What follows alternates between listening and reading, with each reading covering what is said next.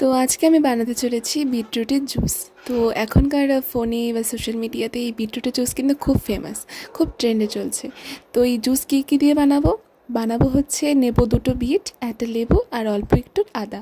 তোমরা চাইলে বিটের পরিমাণটা বাড়াতে পারো যতটুকু তোমরা জুস বানাবে সেই হিসাবে। তো আমি এখানে কেটে নেব ফার্স্টে বিটগুলো, আগে বিটগুলো ছুলে নেব, তারপর বিটগুলোকে ছোটো ছোটো করে কেটে নেব, নাহলে মিক্সিতে পেস্ট হতে অসুবিধা হবে।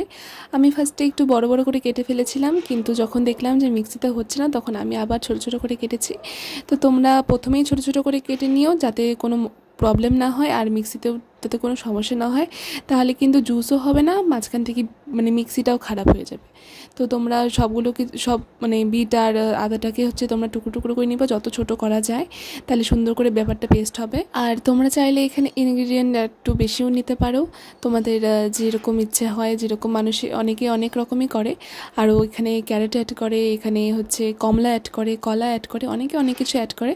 তো আমি সিম্পলভাবে একটা বানানোর চেষ্টা করেছি, যে প্রথম আমি খাচ্ছি, ফার্স্ট অফ অল খেতে কেমন হবে না হবে, তাই আমি একদম সিম্পল ইনগ্রিডিয়েন্ট দিয়ে বানিয়েছি।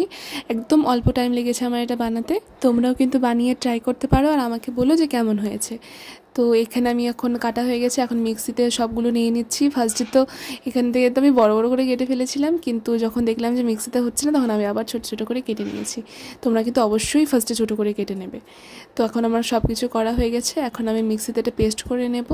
অবশ্যই মনে রাখবে মিক্সিতে পেস্ট করার সময় একদম ভালো মতন করে পেস্ট করতে হবে, অনেকক্ষণ ধরে পেস্ট করতে হবে, না হলে কিন্তু ওখানে সলিডগুলো থেকেই যাবে, ওটা কিন্তু নরম হবে না, গ্রেট হবে না। তোমরা মিক্সিতে ইউজ না করে তোমরা হচ্ছে গ্রেটার মেশিনে গ্রেটও করে নিতে পারো, তারপরে ওটাকে চিপে চিপে রস বার করে নিতে পারো। তো আমি এখানে ছাঁকনির মাধ্যমে রসটা বার করে নিয়েছি, এখন লেবুটা কাটছি উপর দিয়ে, লেবু দিয়ে টক ভাবটা আনানোর জন্য, যাতে একটু হলেও টেস্ট লাগে খেতে। তো এই যে আমার ফার্স্টে হয়ে গেছে, এখন আমি লেবুগুলো দিয়ে দিচ্ছি জুসের উপরে। তো এটা দিয়ে আমি এখন এটাকে গোলাবো যাতে টেস্টটা খেতে ভালো লাগে। আর তোমরা যদি সিম্পলভাবে করো অবশ্যই কিন্তু আদাটা দিবে, অন্য কিছু না দিলে পরেও, নাহলে কিন্তু খেতে একদম ভালো লাগবে না। তো এই যে আমার বিটরুটের জুস একদম রেডি। তো আমি আজকে বিটরুটের একটা সিম্পল রেসিপি তোমাদের সাথে শেয়ার করলাম। তো আজকের জন্য এটুকুই, টাটা।